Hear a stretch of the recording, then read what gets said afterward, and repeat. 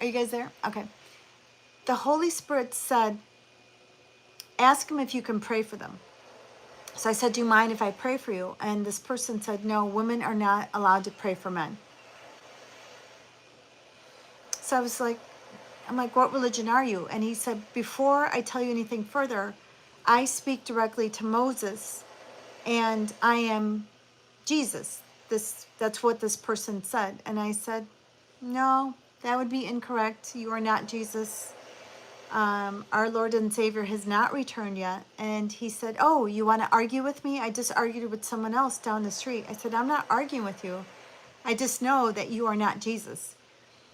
And he said, I don't need to argue with you. You don't know what you're talking about. And I felt my blood pressure, like I felt